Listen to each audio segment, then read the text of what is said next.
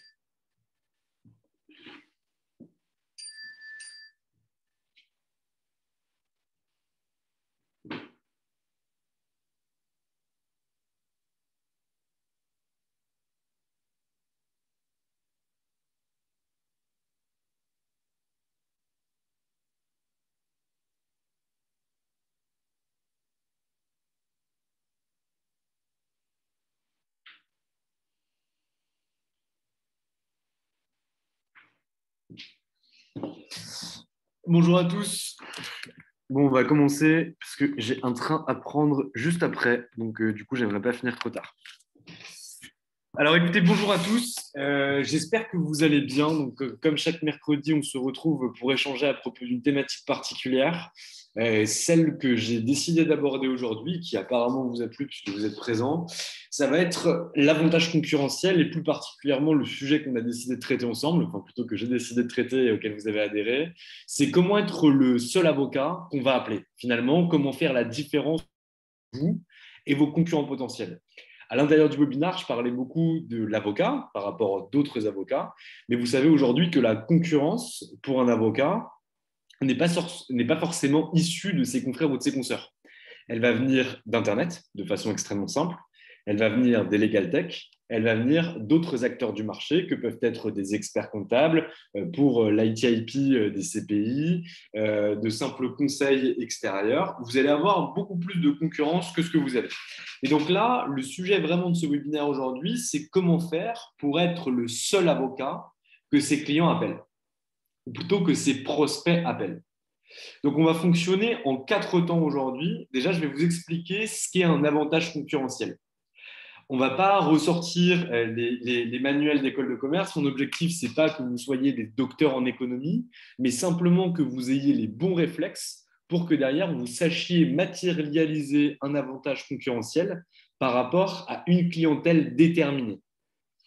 On va ensuite regarder quels sont vos avantages concurrentiels et comment vous allez réussir à les matérialiser dans votre vie, dans votre expertise, par rapport au parcours que vous avez eu, par rapport à la structure dans laquelle vous travaillez, par rapport à votre connaissance d'un secteur d'activité, vous avez des avantages pour une cible déterminée. C'est-à-dire que si, par exemple, mon père était plombier, que j'étais avocat en droit des sociétés et que je m'adressais à une cible qui était les plombiers, par rapport à mon expertise métier qui est avocat en droit des sociétés, j'aurais un avantage concurrentiel. Mon avantage concurrentiel, je suis le seul à savoir. C'est-à-dire que ça fait 25 ans que mon père répare des tuyaux, ou ça fait 25 ans qu'il intervient pour, je sais pas moi, des canalisations ou quoi que ce soit. Donc derrière, je connais le métier, je connais sa réalité, je connais le quotidien de la personne qui a ce métier-là. Ça, c'est un avantage concurrentiel qui m'est propre, mais que je n'ai pas au marché. Donc la façon de le faire, c'est en gros, OK, donc j'ai cet avantage concurrentiel par rapport à l'ensemble de mes confrères qui peuvent s'adresser aux artisans. Comment est-ce que moi, Valentin Tonti-Bernard, avec un père plombier, avocat, je fais pour m'adresser derrière aux plombiers et montrer mon avantage concurrentiel par rapport aux autres avocats? Donc, c'est ce qu'on va essayer de chercher chez vous. Mon père est avocat, il n'est malheureusement pas plombier. Sinon, j'aurais pu prendre l'exemple et le filer jusqu'au bout, mais vous avez vu que j'étais vite à court d'idées. Et donc, on va regarder quels sont, vos avantages concurrentiels. Une fois qu'on aura fait ça, troisième partie, on va s'intéresser au positionnement. Et je martèle beaucoup le positionnement, mais vraiment, il faut que vous compreniez, le positionnement, c'est le fondement du cabinet d'avocat. C'est-à-dire que sans positionnement, sans un positionnement clair et affirmé au sein de votre cabinet d'avocat et vers l'extérieur, c'est-à-dire vers votre clientèle, vers vos confrères, vos consoeurs, vos partenaires, vers le marché, tout le reste, tout ce qui va concerner l'acquisition, le développement de la clientèle, toutes les actions de communication, les actions marketing, tout ça, ça va se casser la gueule. Comme un soufflet qui resterait trop longtemps debout, ça tombe. Pour une simple et bonne raison, c'est qu'on ne peut pas vendre quoi que ce soit si notre positionnement n'est bien établi par rapport à la clientèle qu'on va aller toucher. Donc, on verra comment, grâce au positionnement, on va pouvoir affirmer et marteler cet avantage concurrentiel par rapport à la cible qu'on a déterminée. Et enfin, on verra qu'un avocat qui se positionne et qui a un avantage concurrentiel, finalement, il choisit ses clients et il doit choisir ses clients. C'est-à-dire que l'adage qu'on vous a répété ou que même peut-être vous donnez, et vous me direz si vous n'avez pas le même avis que moi et on pourra en discuter, c'est qu'on dit souvent que c'est finalement la clientèle qui fait la spécialité de l'avocat. Et ça, c'est une connerie. Très honnêtement, je vous le dis, c'est une connerie. C'est-à-dire que c'est l'avocat qui, par son expertise métier, va développer une expertise sectorielle et en fonction de ce qu'il va faire au quotidien, sa clientèle va ressembler à ce qu'il fait. Ce n'est pas l'inverse. Un avocat où on dit, ben voilà, c'est sa clientèle qui a fait son expertise ou c'est sa clientèle qui a fait finalement son activité, c'est juste un avocat qui a tout choisi et qui, au bout d'un moment, a dit, bon, ben, je vais garder ça. Mais ça ne doit pas exister. C'est-à-dire que lorsqu'on a un positionnement fort, une expertise, des avantages concurrentiels, une cible déterminée, ça n'existe pas. C'est quelque chose de totalement illusoire que de penser que finalement, c'est le client qui fait l'activité de l'avocat. Donc voilà ce qu'on va voir aujourd'hui. Si ça vous plaît, ainsi soit-il. Je suis super content que vous soyez là. Et si ça ne vous plaît pas, bah restez quand même. Je suis sûr que ça sera un petit peu intéressant. Donc, je vais quand même me présenter parce qu'à chaque fois, j'oublie de le faire et mon associé va commencer à me buter. Donc, je m'appelle Valentin Tonti-Bernard. Je suis le président et cofondateur de la société Anomia que j'ai créée avec Jérôme Uturi. Donc, Anomia, c'est quoi? Anomia, c'est un cabinet de conseil en stratégie qui est exclusivement dédié au cabinet d'avocats. On intervient via 3 produits que sont les produits de formation, la formation Boost dédiée aux avocats collaborateurs et aux individuels pour développer ses compétences business et bien attaquer sa cible. La formation Business Partner qui, elle, est destinée aux avocats associés de cabinets d'affaires et qui va travailler sur les volets de stratégie, d'acquisition et d'optimisation des process du cabinet. On intervient également sur du business qui est accessible uniquement après avoir suivi la formation et également sur des missions de conseil en stratégie pour les cabinets d'avocats en France et à l'étranger. Voilà. Une fois que j'ai fait mon table de présentation, c'est réglé. On peut rentrer dans le cœur du sujet. Une petite chose quand même, je suis quasiment aveugle. Donc, si vous écrivez des questions dans le chat, malheureusement, je vous prie de m'excuser, mais je ne vais pas les lire. C'est-à-dire que je prendrai ça à la fin en me rapprochant tout près de mon ordi comme ça pour regarder ce que vous avez pu m'écrire. Donc, voilà. Donc, on en revient à mon sujet du jour qui est comment faire pour être le seul avocat que vos prospects appellent.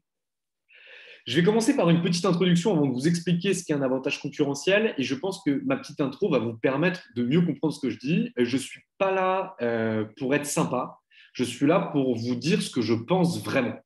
Ce que je pense, ça n'engage que moi, ce que je sais du marché et également les études qu'on a pu faire auprès de différents confrères et auprès de clients d'avocats. Pour moi, si vous voulez, un avocat, c'est la même chose qu'un autre avocat. C'est-à-dire que je le fais de façon extrêmement provocante, mais pour un profane, en me mettant dans la peau d'un profane sans connaissance sur le marché, je ne vois pas quelle est la différence entre un avocat qui fait du droit des sociétés et un autre avocat qui fait du droit des sociétés. C'est-à-dire que pour moi, j'ai envie de monter une boîte, j'ai envie de faire une augmentation de capital, j'ai des problèmes avec mon associé. L'ensemble des avocats prétendant ou faisant réellement du droit des sociétés sont à même de répondre à ma problématique. Comme finalement l'exemple que je prenais au départ, c'est-à-dire qu'un plombier, pour moi, un plombier, ça change un tuyau. Si j'ai une fuite d'eau, quelle est la différence pour moi entre un plombier et un autre plombier? Strictement aucune. C'est-à-dire que sans connaissance du marché, sans compétence sur ce marché, je ne suis pas, moi, profane, en mesure de savoir si tel ou tel avocat va être plus pertinent qu'un autre. Et donc, c'est finalement l'uniformité de la robe et l'uniformité de la profession qui fait que derrière, on peut appeler des avocats qui sont mauvais, parce qu'il y a des avocats qui sont mauvais. Ou on peut appeler un autre avocat que vous, alors que vous étiez plus qualifié pour ce dossier, plutôt que votre confrère qu'on a pu appeler ou votre consoeur qu'on a pu appeler. Donc, l'objectif de ce webinaire d'aujourd'hui, c'est de vous montrer, ou en tout cas de faire ressortir de vous, vos avantages concurrentiels par rapport à la concurrence. On ne parlera pas du tout de communication. Donc, on va uniquement identifier quels sont vos avantages concurrentiels et à quoi ça sert un avantage concurrentiel. Mais je ne vous expliquerai pas, en tout cas aujourd'hui, comment l'utiliser sur le marché, comment communiquer avec cet avantage concurrentiel, comment créer ce positionnement grâce à votre avantage concurrentiel. On en discutera dans les grandes lignes, mais ça prend beaucoup, beaucoup de temps. C'est-à-dire qu'il faut aller sonder sa clientèle, il faut travailler ses portefeuilles, il faut aller interviewer ses clients cibles pour connaître quels sont leurs enjeux, quelles sont leurs velléités et pourquoi ils choisiraient un cabinet d'avocats plutôt qu'un autre. Donc ça, aujourd'hui, malheureusement, on ne pourra pas le faire. Mais je vais vous donner les grandes lignes pour permettre d'aller chercher. Donc, un avantage concurrentiel, c'est quoi? Si on parle de façon concrète et cash, c'est qu'est-ce qui fait que je vous choisirais vous plutôt que votre confrère qui est juste à côté de vous dans la même rue à Paris? Et bien en fait, il n'y a pas de réelle réponse. C'est-à-dire que tout dépend de la clientèle. Imaginons qu'aujourd'hui, la clientèle que vous visiez, j'ai vu que j'avais un copain qui était là sur le webinaire, Mathieu Blazic. Mathieu Blazic, c'est un copain qui va devenir avocat en droit social. Mathieu Blazic, il a une particularité, c'est qu'avant de devenir avocat, et même avant de passer son bac qu'il n'a jamais eu, c'était un champion équestre. Et bien ça c'est un avantage concurrentiel. Ça veut dire que moi, écurie équestre monégasque, je cherche un avocat parce que j'ai des difficultés avec certains de mes salariés où je commence à monter en termes de salariés et il faut que je mette en place un CSE. Bah, j'ai identifié que c'était des avocats en droit du travail qui faisaient ça.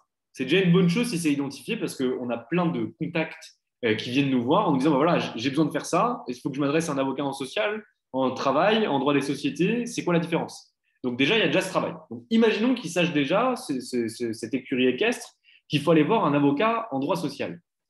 Eh bien, entre un avocat en droit social et un autre avocat en droit social, il n'y aura pas de différence. Par contre, un avocat en droit social qui va pouvoir dire que pendant 5 ans, il a été au top niveau mondial en termes de saut d'obstacle, je ne me souviens plus ce que Mathieu faisait, mais en tout cas en termes de poney, en termes d'équitation, et bien ça parle. Ça veut dire qu'il connaît son métier, il connaît le fonctionnement des écuries, il a pu travailler avec des chevaux, il sait comment fonctionnent les salariés en interne, il a une connaissance du secteur d'activité. Et donc, à partir du moment où Mathieu fait le taf, c'est-à-dire que c'est un bon avocat en droit social, bah, en fait, même pas à partir de ce moment-là. À partir du moment où je n'ai pas eu de mauvais message par rapport à cet avocat en droit social, que je vais le contacter pour la première fois. Et si je le contacte pour la première fois, par rapport aux 10 avocats en droit social qui seront face à moi, c'est lui que je vais choisir parce qu'il aura un avantage concurrentiel par rapport aux 9 autres avocats en droit social qui ont peut-être 20 ans d'expérience de plus que lui, qui connaissent parfaitement tous les rouages du CSE, toutes les procédures nécessaires pour mettre en place le CSE et optimiser ou en tout cas sécuriser ses opérations pour que le chef d'entreprise il puisse sortir ça totalement de sa tête. Eh bien non.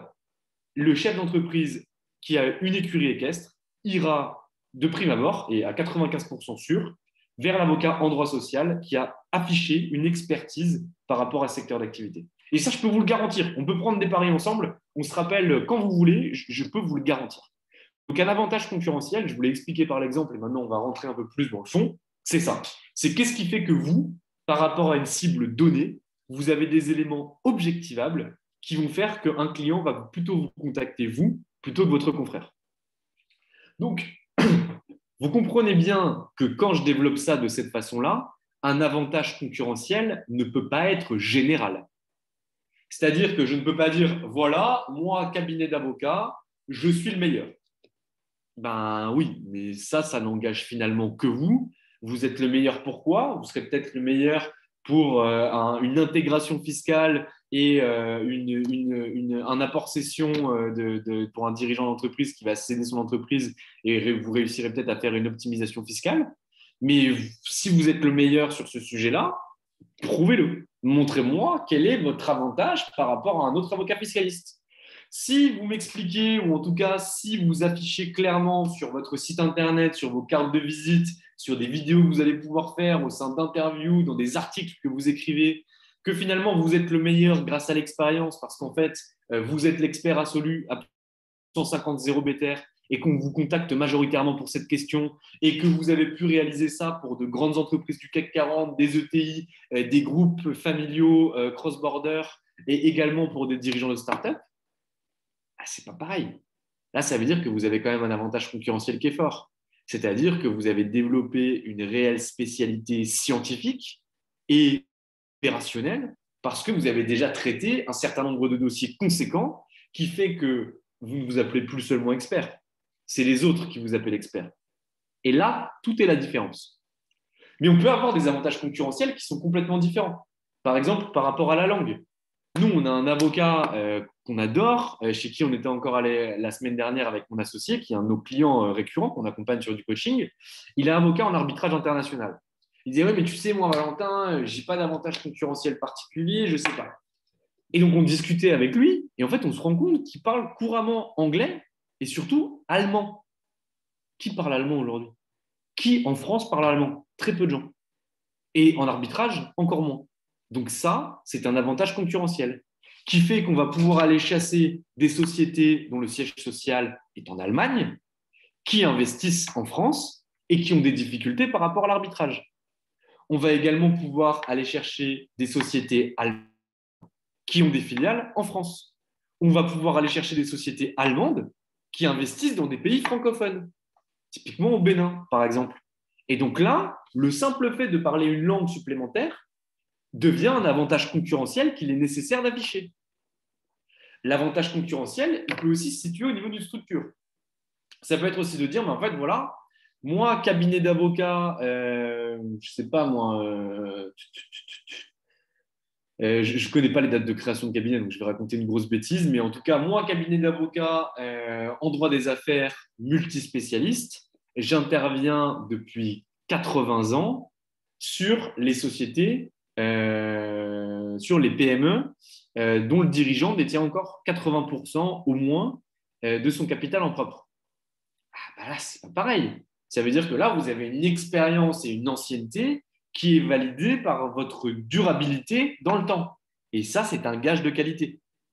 Donc, si vous voulez, il faut que vous puissiez identifier vos avantages concurrentiels. Vos avantages concurrentiels, qu'est-ce que ça peut être? Ça peut être votre expérience, les dossiers que vous avez traités au préalable. Ça peut être une connaissance sectorielle. Vous avez votre femme, votre mari, votre frère, votre père, votre tante qui travaillent dans un secteur très particulier et vous pouvez justifier ou en tout cas prouver que vous avez cette compétence opérationnelle ou en tout cas cette connaissance marché. C'est l'exemple que je donnais tout à l'heure avec mon copain Mathieu Blackchick qui a fait de l'équitation pendant longtemps. Vous pouvez aussi avoir une expérience préalable au sein de l'entreprise. C'est-à-dire que vos clients entreprises, quand vous avez des clients qui sont par exemple des directions juridiques, des directions fiscales, des DAF, des dirigeants directement, des DRH, peut-être que pour eux, ça peut être un avantage concurrentiel que finalement, vous connaissiez l'entreprise de l'intérieur et vous connaissez ses rouages, ses cycles de décision, ses enjeux politiques. Ça, c'est également un avantage concurrentiel. Le fait que vous puissiez être, par exemple, dans des associations professionnelles. Nous, on a des clients qui sont, par exemple, en cheville, ou alors en cheville, c'est un peu trop connoté mafia, mais en tout cas qui sont très, très proches de syndicats professionnels, notamment dans le cadre du droit du travail, sur des branches d'activité. Ça, c'est un avantage concurrentiel pour une entreprise qui dépendrait de cette branche. Parce que ça veut dire que finalement, vous êtes en relation avec les décideurs, vous connaissez les conventions collectives, vous connaissez les pratiques de marché, vous avez des informations privilégiées sur le marché. Ça, c'est un avantage concurrentiel. Le fait de dire, ben en fait, voilà, nous, quand vous venez chez nous, on a 50 bonhommes qui sont capables de travailler le dossier immédiatement. Et bien ça, c'est un avantage concurrentiel. C'est notamment celui qui est utilisé par les Big Four. C'est-à-dire qu'au sein des Big Four, on a énormément de process, mais on est capable de mobiliser, si le prix est mis, bien sûr, beaucoup de gens très rapidement pour travailler sur une seule opération. Ce qui ne sera pas le cas sur le cabinet qui est au coin de la rue à côté de chez moi. Ça, ce n'est pas possible. L'avantage concurrentiel que vous pourrez avoir aussi, c'est que vous n'êtes pas quelqu'un de médiatique. Ça, c'est un avantage concurrentiel. Moi, aujourd'hui, pour mes affaires personnelles, j'ai des avocats dont personne ne connaît le nom. Pour une simple et bonne raison, c'est que je n'ai pas envie que mes problématiques sociétaires, fiscales, sociales puissent être débattues entre discussions entre confrères lors d'un dîner. Je veux des gens discrets. Et pour moi, la discrétion, par rapport à mon cas personnel et par rapport à ce que je cherche pour ces dossiers-là, c'est un avantage concurrentiel. Le fait d'être nulle part. Donc finalement, c'est à vous de trouver votre avantage concurrentiel, mais vous l'avez bien compris, c'est uniquement par rapport à la cible que vous visez. C'est l'avantage concurrentiel du cabinet Darrois. Darrois, c'est quoi? Darrois, c'est Jean-Michel Darrois, c'est une connaissance accrue des milieux du CAC 40, une technicité qui n'est plus à remettre en question et une qualité de travail qui, alors moi je ne suis pas avocat, donc je ne pourrais pas évaluer la technicité qui est mise en œuvre, mais en tout cas, qui, au vu du marché et au vu des résultats qu'ils peuvent proposer, paraissent excellentes. Ben, si vous voulez, les avantages que peut avoir Jean-Michel Darrois ou le cabinet Darrois sur des clients de 40. Mais s'il s'adressait à une TPE ou qu'une TPE venait voir Jean-Michel Darrois, il n'y aurait pas du tout d'avantage concurrentiel. L'avantage concurrentiel qui est pour une société du CAC 40 n'est pas du tout la même auprès d'une TPE. C'est-à-dire que ce que Martin Bouygues considère comme un avantage concurrentiel, eh ben Jean-Michel Plombier, mon exemple du début de ce webinaire, il va considérer que c'est de l'escroquerie et que finalement, lui, il n'a pas besoin de ça et que ce n'est pas l'avocat qu'il lui faut. Parce qu'en fait, chaque avantage concurrentiel doit être destiné à une cible que vous avez identifiée. Et ça, c'est vraiment super important de le comprendre. Comme par exemple notre client qui parle allemand, s'il s'adresse à une entreprise espagnole, vous comprendrez bien que ce n'est pas du tout un avantage concurrentiel. Comme la personne qui fait partie d'une association professionnelle, si l'objectif c'est d'attaquer cette association professionnelle, ça ne sera pas du tout un avantage concurrentiel, bien au contraire. Déjà, ce ne sera pas possible, il y aurait un conflit d'intérêts, mais en plus de ça, si vous voulez, ça va plutôt être un frein qu'autre chose. Si par contre, vous avez été, je ne sais pas moi, vous avez une bagnole et vous voulez travailler avec des concessions automobiles ou avec des constructeurs automobiles, là, c'est un avantage concurrentiel. Si vous avez été coureur automobile, ça, c'est un avantage concurrentiel. Si vous connaissez l'ensemble des intermédiaires du secteur, ça, c'est un avantage concurrentiel. Maintenant, c'est à vous de le trouver et c'est à vous de vous poser les bonnes questions pour pouvoir établir cet avantage concurrentiel. Et je vous assure que chacun sur ce webinaire, et d'ailleurs chacun des 70 000 avocats du barreau, a un avantage concurrentiel. Il faut juste que vous réussissiez à le trouver. Votre avantage concurrentiel, si vous n'estimez ne pas en avoir à titre personnel, il peut se traduire par le message que vous envoyez au marché. On va prendre l'exemple, je suis avocat, je m'appelle Maître X, je fais du droit immobilier. Ben oui, mais moi, je ne parle pas 10 langues, j'ai fait dans ma vie, je n'ai pas ce qu'on appelle de parcours atypique, c'est-à-dire que j'ai passé mes années puis je suis devenu immédiatement avocat. J'ai été collaborateur, je me suis installé en tant qu'individuel, mais j'ai toujours bossé en tant qu'avocat en droit de l'immobilier, je sais faire que ça. Mais par contre, je n'ai pas d'autre avantage. Bah, ça, en tant que tel, c'est déjà un avantage. C'est-à-dire que vous allez marketer que vous faites du droit immobilier et rien que du droit immobilier. Ça, c'est déjà un premier avantage. Et peut-être que l'avantage, notamment à Paris, n'est pas suffisant. Parce que des avocats à Paris qui font du droit immobilier, et finalement, il y en a partout. On peut en trouver des dizaines et des dizaines, voire des centaines. Donc peut-être qu'il faut rajouter un autre critère qui va être, ben, moi, je fais du droit immobilier, mais uniquement pour les propriétaires disposant de plus de 5 immeubles. Ah ben là, c'est quand même sympa.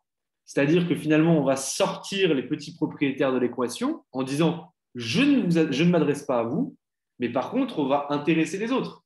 En disant bah, si cet avocat-là, il fait du droit immobilier, qui s'adresse aux propriétaires, déjà, il s'adresse aux propriétaires, donc il ne s'adresse pas aux preneurs et il ne s'adresse pas aux foncières.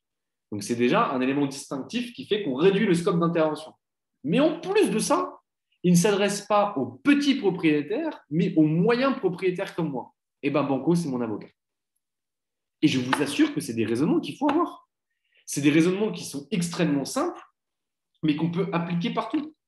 Et c'est-à-dire que pourquoi on va sur Amazon plutôt que de passer sur du click and collect, enfin pas du click and collect, parce que moi aussi je passe en click and collect, et pourquoi on passe sur Amazon plutôt que sur une autre plateforme?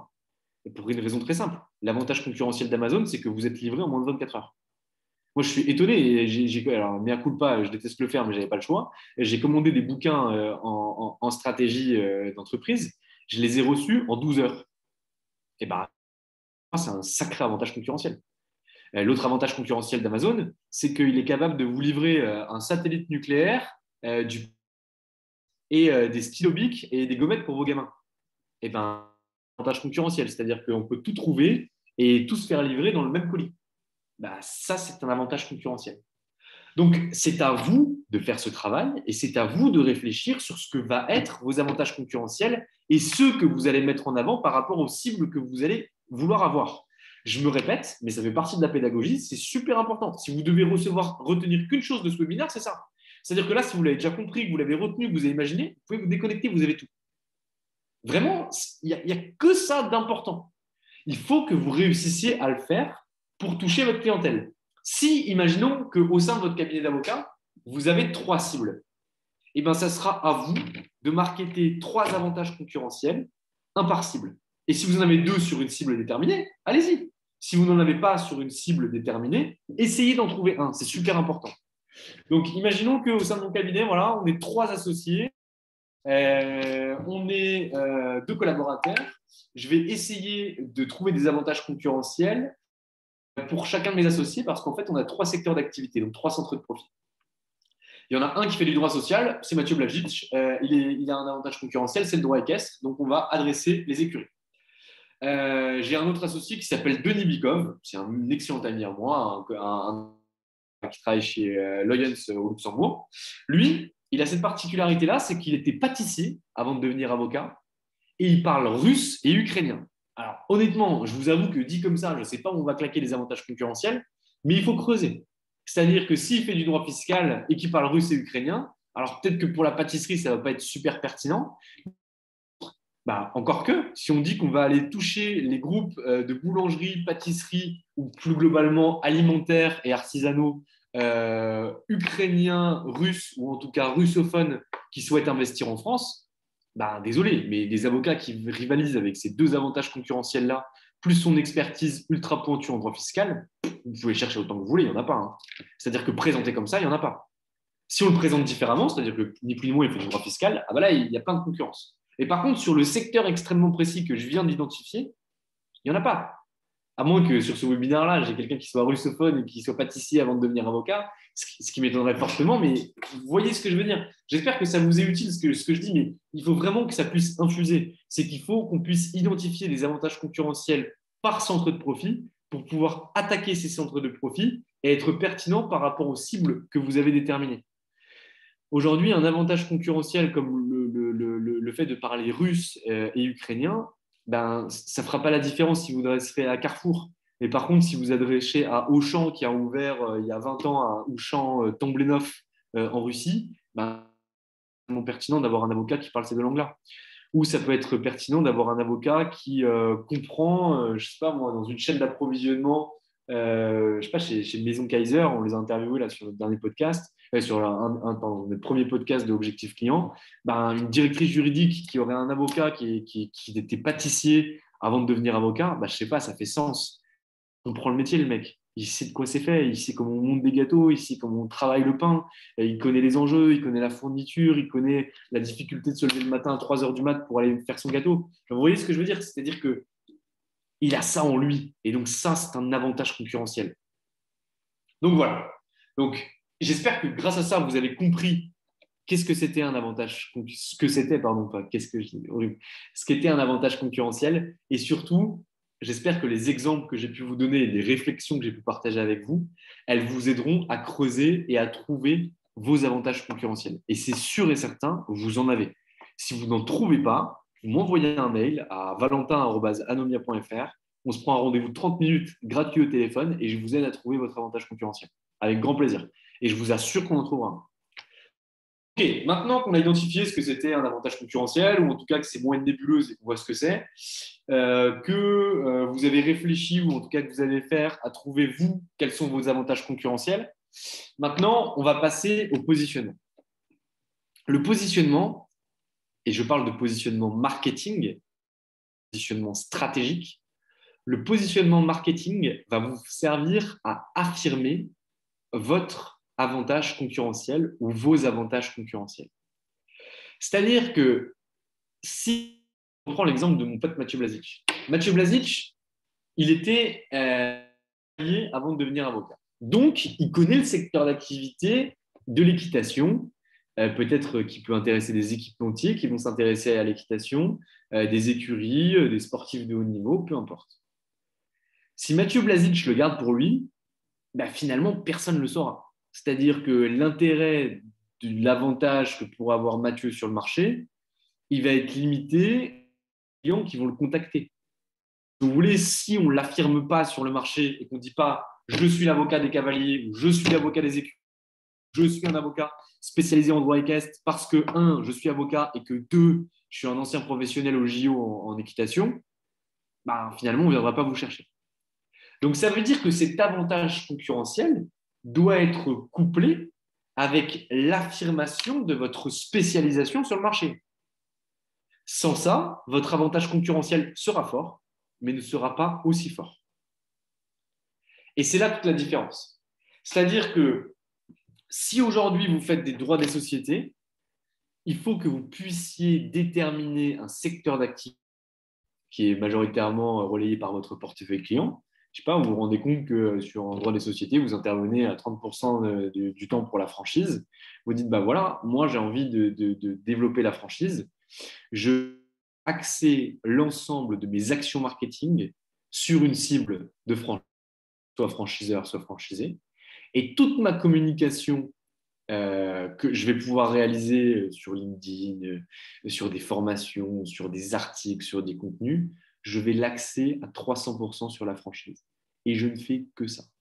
Et grâce à l'avantage concurrentiel que j'ai, je sais pas, j'ai bossé chez La Forêt, j'ai déjà traité 30 franchises, j'ai déjà constitué des réseaux de franchises. Je connais très bien le directeur général du groupe Bertrand, qui m'a amené un certain nombre de dossiers. Je peux être une référence de la franchise. Maintenant, il faut que je fasse comprendre au marché que moi, avocat en droit des sociétés, j'ai choisi d'attaquer la franchise et maintenant, je vais me revendiquer comme étant un expert de la franchise. Ça ne veut pas dire que je ferai que ça. Mais ça veut dire que ce que je veux aller chercher, ce que je veux envoyer au marché, c'est ce message-là. Et uniquement ce message-là. Donc, ça veut dire quoi? Ça veut dire que mon réseau, je vais le créer en corrélation ou en tout cas en relation avec ça. Donc, c'est-à-dire que les avocats que j'ai aujourd'hui, qui sont mes copains de fac, etc., sur LinkedIn, bah, c'est bien. Mais ce que je vais vouloir ajouter maintenant, c'est des franchiseurs, c'est des franchisés, c'est des distributeurs, c'est des concessions, c'est des concessionnaires. Et donc, je vais taper très simplement, si on prend LinkedIn comme canal de diffusion, hein, mais vous en avez plein, je vous donne cet exemple-là parce que c'est celui qui est le plus parlant, parce que beaucoup d'avocats sont sur LinkedIn. Donc, je vais taper dans ma barre de recherche en haut, là, LinkedIn, je vais taper concessionnaire, je vais cliquer sur entrée, je vais taper sur personne et je vais regarder le nombre de concessionnaires que j'ai en France. Et là, qu'est-ce que je vais faire? Je vais les ajouter. Je ne les connais pas, ce n'est pas grave. Je vais les ajouter parce que moi, je me spécialise là-dessus. Donc, en fait, je vais les ajouter. Et au bout de. Donc, ça, vous pouvez le faire à la main. Vous pouvez fonctionner par un petit outil qui s'appelle Octopus, qui coûte 15 ou 20 mois, qui vous permet de faire de l'ajout automatique. Donc, ça marche très, très bien, surtout pour faire ça, c'est-à-dire pour faire grossir votre réseau. Vous pouvez ajouter 100 personnes par jour. Et ça vous permet d'avoir un réseau qui devient important et surtout qui est composé uniquement par des clients potentiels. Parce que avoir votre grand-mère qui like sur LinkedIn, ça n'a aucun sens. Ça sert strictement à rien. Moi, quand j'ai des avocats qui montrent, ils me disent t'as vu, mon post, il a cartonné. Je dis c'est super. Tu as 50 de tes confrères qui ont liké. Mais tes confrères, tu m'as dit qu'ils ne t'apportaient pas de business. Et tu m'as dit que ta cible, c'était des infirmiers. Sauf que, un, les infirmiers, ils ne sont pas sur LinkedIn. Deux, tu as des avocats qui ont liké. Et trois, tu as commandé une décision de justice. Donc, en définitive, tu as perdu 3 heures. Tu as eu quelques vanity metrics. Donc, ça fait plaisir parce que socialement, en tout cas sur les réseaux sociaux, on a liké ce que tu avais fait. Mais ça n'a eu aucun impact business. Ça n'a eu zéro impact business. Tu as juste perdu 3 heures de ton temps que tu aurais pu facturer à un client ou que tu aurais pu utiliser pour aller développer ta clientèle. Donc ça, c'est vraiment pertinent. Quand vous envoyez un message, assurez-vous que le destinataire, ce soit le bon. Parce que si moi, j'envoie une lettre d'amour à ma compagne, mais que finalement, elle arrive à sa gardienne, ça me fait de belles jambes. Les actions marketing, c'est la même chose. C'est-à-dire que si vous envoyez un message à des franchiseurs, pour toucher des franchiseurs par rapport à votre spécialité, qu'est le droit des sociétés, axé sur un secteur d'activité qu'est la franchise, si vous envoyez ça à un pharmacien, rien à carrer. Il n'y en a rien à faire. Donc, assurez-vous que vous ayez la bonne personne au bout du fil. C'est une banalité. Hein. Ce que je dis, c'est vraiment des banalités, mais le business, c'est simple. Et très honnêtement, faites la vérification. Je suis convaincu à 200% qu'au moins 70% d'entre vous, lorsque vous envoyez des messages, les destinataires ne sont pas les bons. Et du coup, essayez de travailler là-dessus pour que les destinataires deviennent les bons. Et après, vous travaillerez sur vos contenus. Mais déjà, faites en sorte que vous vous adressez aux bonnes personnes. Donc, ça, se positionner grâce à ses avantages concurrentiels, en affirmant son positionnement de façon publique et en envoyant le bon message au bon destinataire, si vous faites déjà ça et que vous travaillez déjà là-dessus, c'est un travail qui est complexe, hein, je le présente de façon extrêmement simple, etc. Mais si vous le faites de façon vulgarisée et simplifiée, que vous ne descendez pas en profondeur, ça sera déjà un gros travail d'avoir fait ça. Hein. 4 étapes sur lesquelles travailler. C'est quels sont mes avantages concurrentiels? OK. Quelle est ma cible? OK. À qui je diffuse ce message? Et donc, du coup, je m'assure d'avoir un réseau qui. Non, non, pardon. J'avance des bêtises. Je reprends. Quel est mon avantage concurrentiel? Je me positionne grâce à mon avantage concurrentiel et j'affirme mon avantage concurrentiel. Je détermine ma cible et je m'assure que le message communication ou marketing que je vais envoyer atteigne ma cible. Si vous faites ces 4 choses-là, c'est bingo. Ce sera déjà beaucoup mieux que ce que vous avez aujourd'hui. C'est-à-dire que vous aurez déjà une démarche qui sera beaucoup plus commerciale sur votre activité et qui sera beaucoup plus percutante. Et je ne vais pas vous faire l'affront de reprendre l'exemple entre un avocat qui connaîtrait parfaitement les plombiers et un autre qui ne connaîtrait pas les plombiers, celui qui affirmerait qu'il s'adresse aux plombiers et celui qui dirait juste qu'il fait du droit social. Bah, moi, je suis plombier, je cherche un avocat en droit social, celui-ci me dit qu'il est spécialisé sur les plombiers, je vais le voir. C'est un réflexe humain. Enfin, c'est vraiment un réflexe humain. Si vous souhaitez, je ne sais pas moi, avoir un prestataire informatique qui fait les sites internet, bah, il y en a plein. Et par contre, ceux qui font des sites internet d'avocats, il y en a moins. Et pourtant, quand moi je les ai au téléphone, ils me disent oui, mais je cherche un prestataire de service spécialisé sur les avocats. Mais celui qui fait un prestataire de service spécialisé sur les avocats, bah, un dossier, mais c'est pas pour ça qu'il sera meilleur qu'un autre. C'est juste parce qu'il sera marketé sur les avocats. Et si je tire encore le trait, allez, je vais le tirer encore plus loin, Anomia. Anomia, on s'adresse exclusivement au cabinet d'avocats. Donc, on a acquis une expertise du marché des avocats, parce que ça fait maintenant un certain temps qu'on l'écume, mais je pourrais très bien faire la même chose pour les experts comptables. Je pourrais très bien faire la même chose pour les notaires, pour les administrateurs judiciaires, pour les CPI, pour n'importe qui. C'est juste un positionnement marché que j'ai choisi, qu'on a choisi avec Jérôme. Un avantage concurrentiel qui apparaît maintenant, c'est que maintenant, on connaît les avocats de la place, on a des chiffres sur le marché, on a des informations privilégiées qui font que maintenant, on a un avantage concurrentiel. Mais cet avantage concurrentiel, il n'a été dû qu'à notre positionnement initial. C'est-à-dire que nous, on a apporté des compétences business à une profession. J'aurais très bien pu me dire, si j'avais aimé les notaires, mais j'aime les notaires, hein, mais si j'avais voulu attaquer, très bien pu dire, voilà, cabinet de conseil en stratégie exclusivement dédié aux notaires. C'est un choix qui a été fait. Et ce choix-là, honnêtement, on l'assume, on en est fiers, et c'est ce qui nous a permis de décoller extrêmement rapidement. Si on avait dit qu'on était un cabinet de conseil en stratégie spécialisé, et c'est déjà une spécialisation, hein, spécialisé sur les professionnels libéraux juridiques, je vais même plus loin, professionnels libéraux juridiques, et ben notre ascension, elle n'aurait pas été aussi rapide. Et j'en suis sûr à 100%. Parce que derrière, il faut montrer un avantage concurrentiel fort quand vous adressez à un marché, surtout un marché d'experts. Donc voilà, j'espère que vous avez compris à quoi servait de se positionner sur un marché déterminé. Ce positionnement sur ce marché déterminé, avec un avantage concurrentiel fort affirmé, ma 4e étape, et vous la voyez venir, ça va vous permettre de choisir vos clients. C'est-à-dire que si vous expliquez au marché que vous êtes avocat spécialisé en droit équestre à destination des écuries, et bien derrière, je ne vois pas qui vous appellerait excepté ces gens-là. Donc ça veut dire qu'il faut aussi faire attention. C'est-à-dire que si en France, on se rend compte qu'il existe, je ne sais pas moi, 2000 écuries, que sur ces 2000 écuries, il y en a uniquement 1500 qui ont fait appel à un avocat, que ces 1500 écuries, elles vont chercher des avocats de proximité, parce que derrière, elles aiment bien la relation client très proche, elles veulent un avocat qui est proche, etc. Et qu'en termes d'honoraires qui a pu générer ce secteur d'activité du droit équestre, c'est finalement, je ne sais pas, alors je vais dire une connerie, hein, mais 100 millions l'année dernière. Bah, est-ce que c'est pertinent? Est-ce que c'est suffisant? Est-ce que vous avez le moyen d'adresser l'ensemble de ces clients? Est-ce que la spécialisation, elle n'est pas trop importante? est-ce qu'il ne faut pas ouvrir un peu le scope? C'est-à-dire, OK, je fais du droit équestre, très bien. Je fais du droit social, très bien.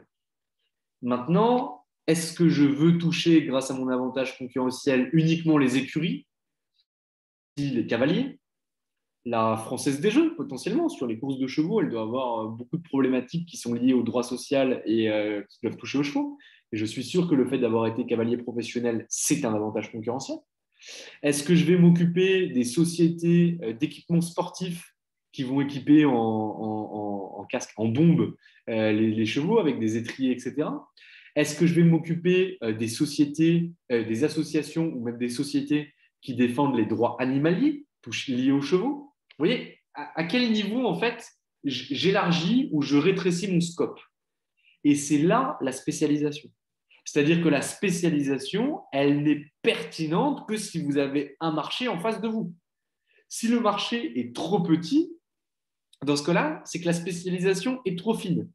Il faut réussir à trouver un juste équilibre entre une spécialisation qui va parler à votre client cible et un marché qui vous permet de vivre aussi. Et dernière chose, ce n'est pas parce qu'aujourd'hui vous vous positionnez comme avocat spécialisé grâce à votre avantage concurrentiel qui est votre carrière passée de sportif professionnel que demain, vous ne pourrez pas adresser des sociétés du CAC 40 par rapport à des problématiques de droit social. Ce n'est pas parce qu'aujourd'hui, je le dis autrement, ce n'est pas parce qu'aujourd'hui Anomia s'adresse uniquement aux avocats qu'Anomia sera cantonné à s'adresser à vie aux avocats.